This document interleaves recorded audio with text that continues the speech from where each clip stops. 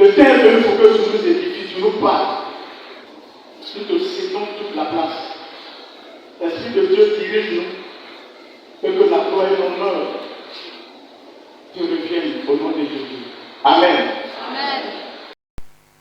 Nous voulons vous dire encore bonjour au nom de Jésus.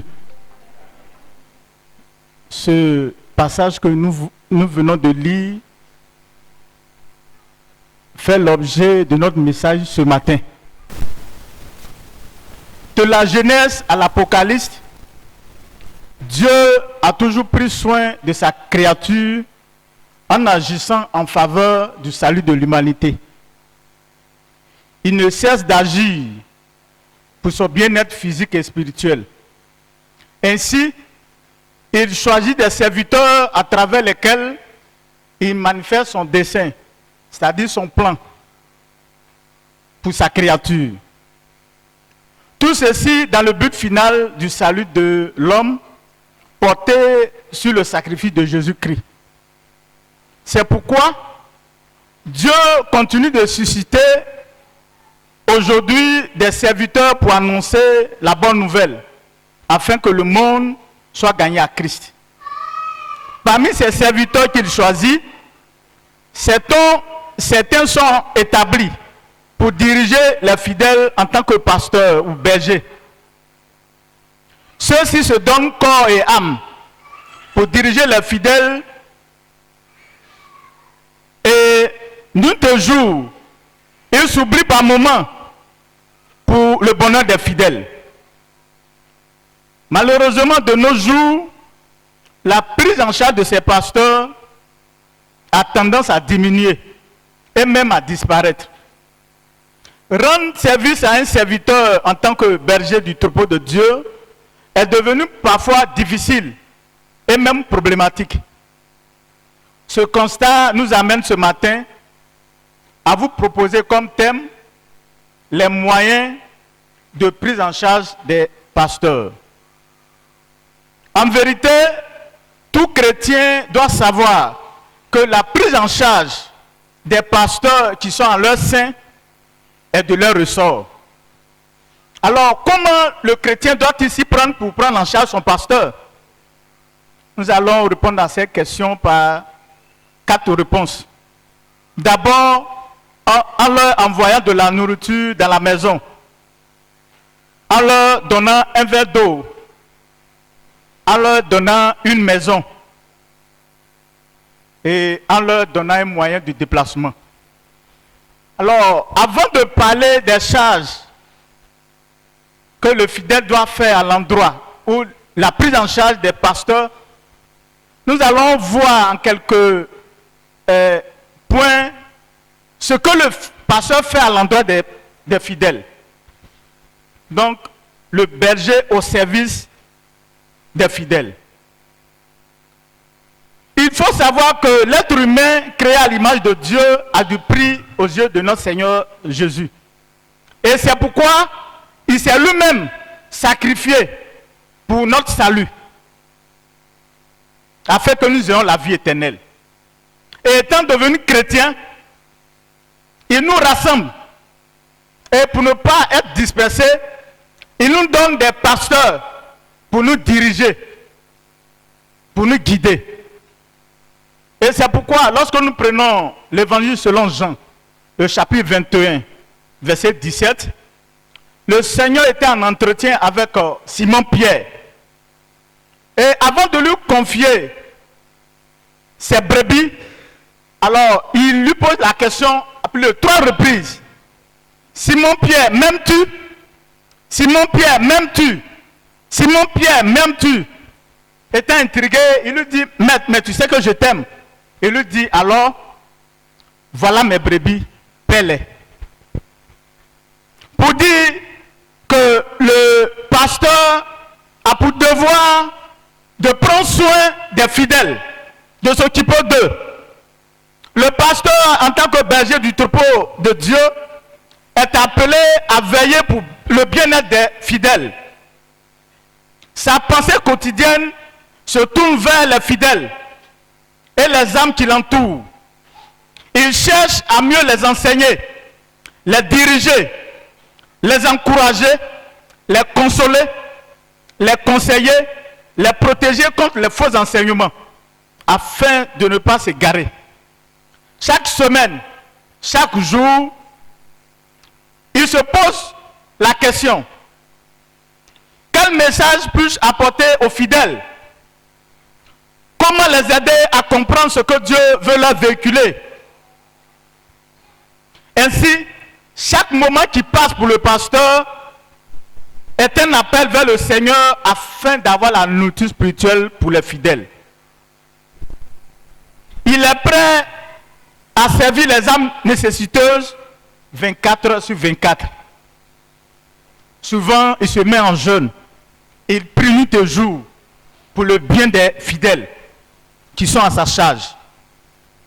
Il est celui-là même qui répond au premier appel pour courir, soutenir, encourager, fortifier, sauver et affermir l'âme malade ou en difficulté, en temps favorable comme le jour ou en temps non favorable. Très tard dans la nuit, le pasteur est obligé d'être auprès de l'âme nécessiteuse. Souvent, les pasteurs se déplacent difficilement par manque de moyens de déplacement dans plusieurs localités. Et il est le plus souvent parti de la maison. Et dans le cas où il est présent à la maison, il est toujours occupé, soit dans la prière, dans la méditation, à la recherche de la parole de Dieu pour son peuple. Il est souvent si occupé que sa famille ne doit pas l'attendre pour partager le repas ensemble. La nourriture souvent vient à manquer, alors que ce que le Seigneur nous recommande, c'est de prendre soin les uns des autres.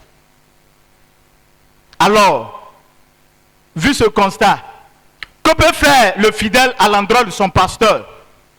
Et c'est pourquoi, bien aimé, ce matin, il a plu à la direction nationale de l'église SEMA Côte d'Ivoire de nous proposer ce programme qui a pour thème ce jour 3 juillet 2022, les moyens de prise en charge des pasteurs. Et ce que le fidèle doit faire à l'endroit de son pasteur, c'est de lui apporter de la nourriture. Et c'est pourquoi notre texte de base, Malachie chapitre 3, le verset 10, nous dit, apportez à la maison du trésor toutes les dîmes, afin qu'il y ait de la nourriture dans ma maison.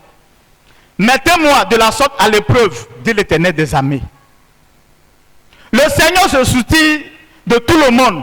Et pour le bien de tous, il nous recommande d'apporter dans sa maison la 10e partie de nos revenus, afin que ses serviteurs ne manquent de nourriture. En effet, les pasteurs étant au service de l'église à temps plein, n'ont pas d'autres ressources ailleurs, si ce n'est qu'à l'église. Selon Nombre, chapitre 18, verset 20 à 21, l'Éternel dit ceci à Aaron, « Tu ne posséderas rien dans leur pays. Il n'aura point de part pour toi au milieu d'eux. C'est moi qui suis ta part et ta possession. Au milieu des enfants d'Israël, je donne comme possession aux enfants de Lévi tout dîme en Israël pour le service qu'ils font, le service de la tente d'assignation. » Pour dire que tout ce qui revient au pasteur dans une église, c'est les dîmes que les fidèles apportent. Mais comme à l'église SEMA, Côte d'Ivoire, tout a été programmé, toute la dîme ne revient pas au pasteur. Il y a une partie qui constitue son soutien, mais une partie pour la direction, une partie pour la région, une partie pour le district et une partie pour la paroisse. Et la petite partie qui reste, c'est pour les activités, les travaux de l'église. Alléluia. Le plus important, c'est d'apporter la dîme. À eux de faire la distribution. Que le Seigneur nous soutienne.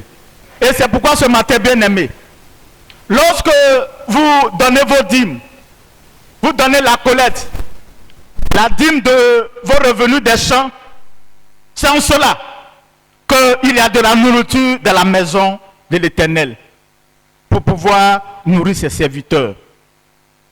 Et c'est pourquoi, en plus de la nourriture que vous donnez, il faut aussi leur donner de l'eau. Et c'est pourquoi, lorsque nous prenons Matthieu chapitre 10, verset 42, ici c'est le Seigneur Jésus lui-même qui parle, il dit, et quiconque donnera seulement un verre d'eau froide à l'un de ses petits, parce qu'il est mon disciple, je vous le dis en vérité, il ne perdra point sa récompense. Peuple de l'Obia 2, vous le savez si bien le faire, car chaque fois que l'occasion vous a été donnée, lorsqu'un serviteur soit à la fin d'une semaine spirituelle au milieu de nous, ou ce serviteur de passage, et lorsque l'assistant pasteur béni ou le surin prend la parole pour dire, donnez de l'eau à ce serviteur qui va prendre congé de nous, de façon prompte, vous vous levez et vous lui donnez de l'eau. Que le Seigneur vous bénisse pour ce que vous faites au nom de Jésus. Et si, aujourd'hui, Dieu nous donne l'occasion de parler de ce que vous devez faire pour les serviteurs de Dieu, c'est pour vous dire que vous êtes sur la voie. Et donc, c'est un encouragement. Et vous dire qu'il ne faudrait pas qu'à chaque fois, on vous le rappelle. Mais lorsque le Seigneur vous met à cœur, même si parmi nous il n'y a pas un pasteur qui est venu d'ailleurs, un serviteur qui est venu d'ailleurs, mais ceux qui sont en votre sein, si le Seigneur vous met à cœur, va donner un verre d'eau à mon serviteur béni, va donner un verre d'eau au surin et jeune. Bien-aimé, lève-toi promptement, parce que c'est le Seigneur qui te recommande. En le faisant, ta récompense sera grande. Alléluia. Alléluia. Et c'est pourquoi le Seigneur Jésus-Christ, bien avant qu'il ne parle, nous prenons Hébreux chapitre 13, verset 16. Il dit, cependant, n'oubliez pas la bienfaisance et la libéralité, car c'est de tels sacrifices que Dieu prend plaisir. Alléluia. Ce que tu fais, ce sacrifice, en donnant un verre d'eau, en donnant de la nourriture, à travers ta dîme, c'est un sacrifice. Et cela, le Seigneur prend plaisir. Amen. Et plus loin, le Seigneur Jésus-Christ dit dans Matthieu 25, verset 35, car j'ai eu faim, vous m'avez donné à manger. J'ai eu soif, vous m'avez donné de l'eau à boire. J'étais étranger, vous m'avez accueilli. Alléluia. Bien-aimés de l'Obia 2, Dieu prend en compte tout ce que nous faisons à l'endroit des uns et des autres, et aussi à l'endroit de ses serviteurs. C'est pourquoi il est bien de soutenir ses pasteurs, ses bien-aimés, qui nuit et jour se battent pour le bonheur de ses fidèles. Et en dehors de la nourriture, du verre d'eau qu'on donne, nous devons permettre aux pasteurs de bien dormir, leur donner une maison. Et cette question ne se pose pas ici à l'Obia 2, car nous avons des maisons pastorales. Mais il y a des localités dans lesquelles il n'y a pas de maison. Et là, il faut que la communauté s'arrange à louer une maison pour le pasteur. Et c'est ce que le Seigneur nous recommande. C'est pourquoi, lorsque nous prenons le livre de 2 Rois, chapitre 4, versets 9 à 10, nous devons savoir que la maison est d'une grande utilité dans la vie de tout être humain, car c'est son lieu de repos. Tout commence à la maison. Même le culte se prépare à la maison. La dirigeante, elle s'est préparée à la maison. Je me suis préparé à la maison avant que je ne vienne. Tout se prépare à la maison. Alors, dans ce passage, une femme a fait une remarque. La Sunamite. L'homme de Dieu Élisée, à chaque fois il était de passage. Et elle a dit à son mari. Elle dit à son mari, voici, je sais que cet homme qui passe toujours sur nous est un saint homme de Dieu. Faisons une petite chambre, haute avec des murs, et mettons aussi pour lui un lit, une table, un siège, un chandelier, afin qu'il s'y retire quand il viendra chez nous. Pourquoi un lit? Pourquoi une table? Pourquoi une chaise? Pourquoi une lumière? C'est pour qu'il puisse méditer la parole de Dieu. C'est pour qu'il puisse penser au peuple de Dieu dans la méditation, dans la prière. Alléluia. Alléluia.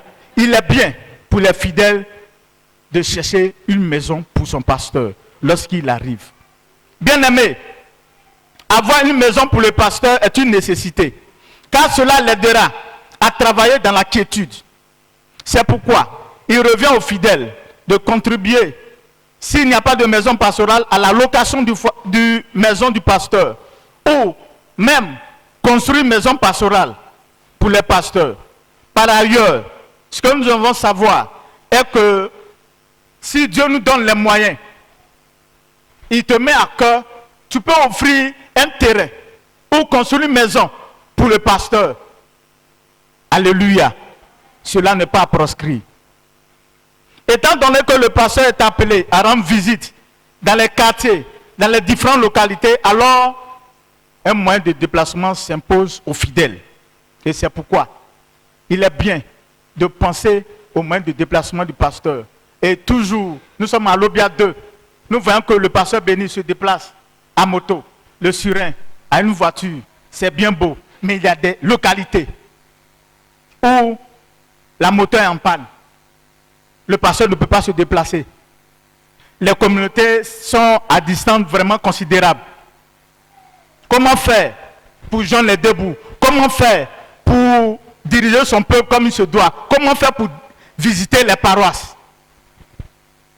Le Seigneur Jésus-Christ, pour son entrée triomphale à Jérusalem, a utilisé l'annon comme moyen de déplacement.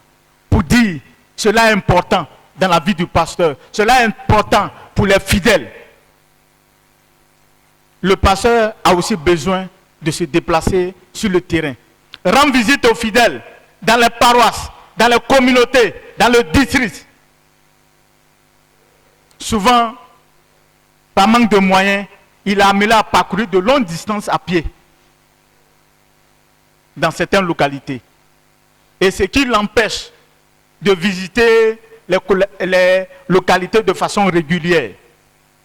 Bien-aimé, toi qui m'écoutes ce jour, il est de ton ressort de permettre à ton pasteur de se déplacer facilement afin de nourrir spirituellement les autres fidèles dans les localités et en dehors. En le faisant, tu participes à l'œuvre de Dieu et ta récompense sera grande dans le Seigneur. Et si les moyens de déplacement dont il est question sont en fonction de la disponibilité de l'église en question, on peut offrir, comme je viens de le dire, une moto ou une voiture pour que le pasteur soit efficace sur le terrain. Et au vu de tout ce qui a été dit, qu'est-ce qu'il faut retenir, bien aimé, ce matin? Il faut retenir que Dieu a établi ses serviteurs en tant que pasteurs sur les églises afin de prendre soin des fidèles, leur donner la parole de Dieu, les encourager, les fortifier, les encadrer, les consoler dans les moments difficiles, les diriger afin qu'ils ne se détournent pas de la vraie doctrine biblique. En retour, les fidèles sont appelés à les soutenir, à soutenir les pasteurs, en leur donnant de la nourriture, de l'eau, une maison, aussi un moyen de déplacement pour qu'ils soient efficaces sur le terrain. Alors, en le faisant, fidèle de l'Obia 2, en retour, qu'est-ce que vous gagnez? Peut-être que tu te poses la question. C'est un programme qui a été établi. Bien aimé, tu auras la réponse le dimanche prochain. Le dimanche 10. Ça sera le thème. Le thème est le suivant. Les bénéfices de la prise en charge des pasteurs. Dimanche, sois présent et tu auras la réponse à ton inquiétude. Que le Seigneur nous aide à pouvoir accomplir ce qu'il nous a demandé ce matin au nom de Jésus-Christ. Amen.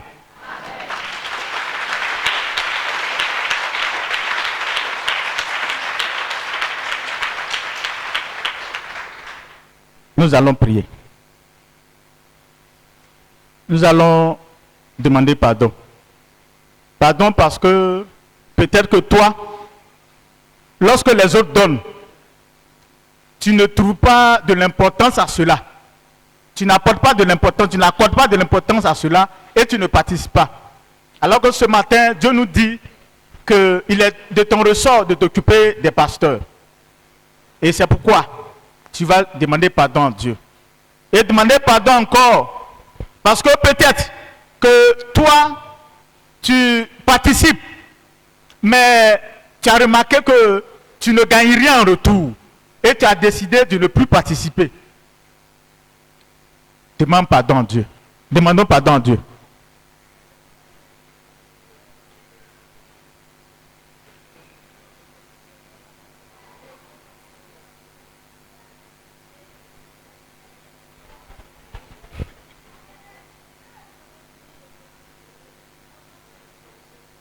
Et nous allons prier encore.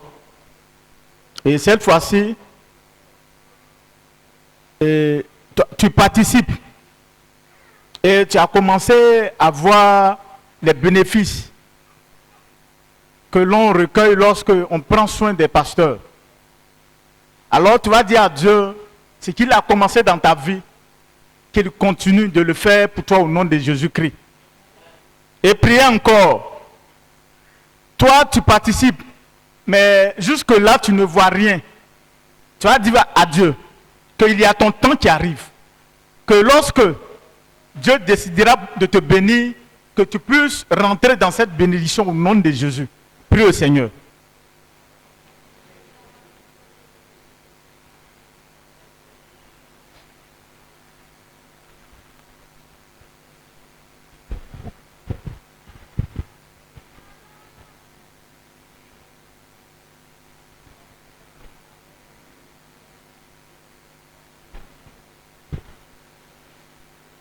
Nous voulons bénir ton Saint-Nom pour, Seigneur Jésus-Christ, ce que tu viens de nous rappeler ce matin, qui est un devoir pour nous et un devoir aussi pour les fidèles. Nous occuper comme il se doit, Éternel Dieu de ton troupeau. Ce matin, nous te prions, en tant que tes serviteurs, donne-nous la force qu'il faut pour vraiment nous occuper convenablement de tes enfants que tu as appelés. Je te prie, Père, donne-nous ta force, la puissance qui vient de toi, pour les aider, Seigneur Jésus-Christ, sur tous les plans, au nom de Jésus-Christ de Nazareth. Et Seigneur, pour leur devoir, c'est toi qui crées en l'homme le vouloir et le faire. Sinon, l'homme en tant que tel, Seigneur Jésus-Christ, est dur de cœur. Comme tu veux nous bénir, Seigneur, ce que tu veux que nous fassions pour les serviteurs. Crée cela en nos pères et donne-nous la force à pouvoir l'exécuter selon ta volonté au nom de Jésus-Christ de Nazareth. Si en quelque part nous avons été endurcis, Seigneur Jésus-Christ, par les paroles que nous avons écoutées de d'autres personnes, tu viens de nous libérer. C'est toi qui nous demandes, ce n'est pas une personne. Que nous le fassions avec un cœur généreux, un cœur de bonté, et que la gloire revienne à toi. Bénis chacun de nous dans le nom de notre Seigneur Jésus-Christ. Amen. Merci, pasteur. Acclame le Seigneur pour notre papa.